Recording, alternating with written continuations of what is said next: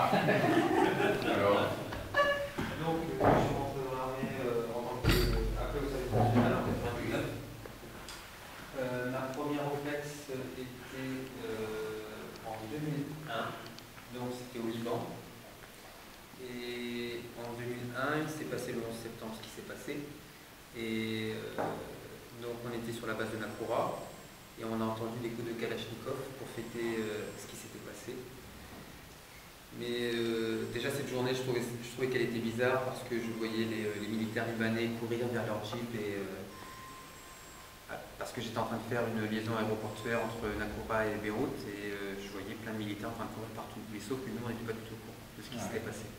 Donc on est arrivé à la popote du Comelef et on a vu sur CNN les tours en feu. Et j'avais une soirée prévue le lendemain, elle a été annulée. Et donc ça c'était ma première OPEX. Ma deuxième OPEX, j'ai fait 6 mois à Mostar, en Bosnie-Herzégovine. C'était en 2005, c'était assez calme. J'ai fait mon boulot de contrôleur trésorerie et foyer. Et là, il ne s'est rien passé de particulier. Tant mieux. Ma troisième OPEX, c'était encore au Liban. Et c'était juste après l'attaque israélienne contre le sud Liban. Et où la base de Nakoura avait été bombardée par les... elle n'a pas été bombardée directement. Des obus se sont égarés et sont tombés sur la base de l'ONU. Donc tout ce que j'avais connu en 2001 était caduc en 2007. Donc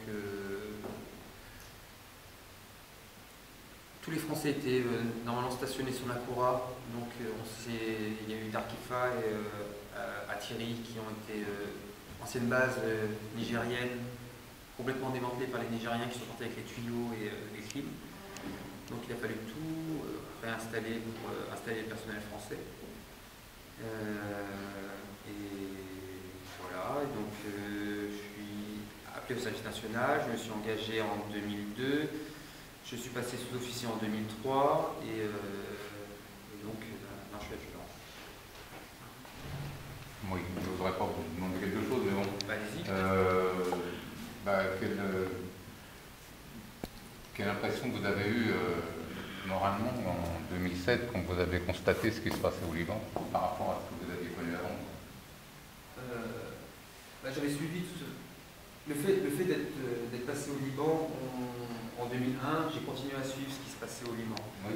Donc la situation politique et militaire, j'ai continué à la suivre et donc j'étais préparé. J'étais préparé. Voilà. Je veux réagir sur ce qu'ils ont dit. Je veux réagir vis-à-vis des OPEX. Je suis président de l'association d'anciens combattants. Notre problème, c'est que les anciens combattants ont été une force politique importante. Il faut bien vous dire qu'à la Chambre des députés, avant la guerre 39-45, 75% des représentants étaient anciens combattants. Ça a un peu continué sous la 4e République. Bon, aujourd'hui, les combattants de 14-18, qui étaient quand même la force majeure des associations, fondées par le révérend Père Brottier et Georges Clemenceau, ont disparu. Les 39-45 sont encore là, mais moins nombreux. L'Indochine, il y en a quelques-uns. Et l'Algérie, ça reste le noyau actuellement, à peu près, qui disparaît. J'ai 76 ans, je suis un des plus jeunes qui soit d'Algérie. Bon. Donc, on voit, alors, ces mouvements-là sont un peu en perte de vitesse et tout le monde nous dit, mais il y a les OPEX. Alors, les OPEX, leur problème, moi j'ai bien compris quand même, c'est que beaucoup sont rattachés un peu au corps ou au régiment auquel ils ont servi et ils n'ont pas encore ce sentiment d'appartenir à cette grande association des anciens combattants. Donc, on essaye on nous dit à chaque fois, mais cherchez, voyez dans les OPEX, et c'est vrai que un des problèmes majeurs que l'on a eu, que ce soit avant la guerre 39-45, que ce soit après la libération, c'est que nous, même moi, quand j'étais ancien combattant et que je travaillais, on avait du pouvoir. Et donc, on avait des postes plus ou moins importants. J'étais directeur de la flotte océanographique. Donc, on avait des gens qui venaient parce qu'ils pensaient que, en venant chez nous, c'était un contact et que ça pouvait leur permettre éventuellement, j'ai quand même vu de nombreux anciens de la marine. Moi, j'ai beaucoup travaillé essentiellement avec les anciens des commandos Hubert. Hein. Dire pourquoi je prenais des commandos Hubert, c'est tout simplement que j'ai besoin de pilotes pour un sous-marin qui descend 6000 mètres. Et donc, il fallait des gens qui étaient solides, hein, solides moralement. Bon. Et donc, bon, aujourd'hui, les anciens combattants, on est tous à la retraite. Hein. Et c'est vrai qu'on n'a plus de pouvoir pour vous trouver des logements, on n'a plus de pouvoir pour vous trouver du travail, et donc on n'a plus ce côté d'attirer les OPEX que l'on avait autrefois. C'était évident que les gens venaient vers nous parce qu'ils avaient besoin de se caser, parce qu'ils avaient besoin de logement, ils avaient besoin de tas de choses. Aujourd'hui, qu'est-ce que moi je peux faire pour quelqu'un aujourd'hui? C'est pareil. Non, mais c'est vrai. Mais on a quand même besoin des OPEX. Hein, et c'est vrai qu'on a beaucoup de mal. Alors, on a des hauts gradés dans la hiérarchie qui nous disent allez contacter les OPEX. Moi, j'en vois là aujourd'hui. Bon, je vois que les OPEX ont la croix des combattants.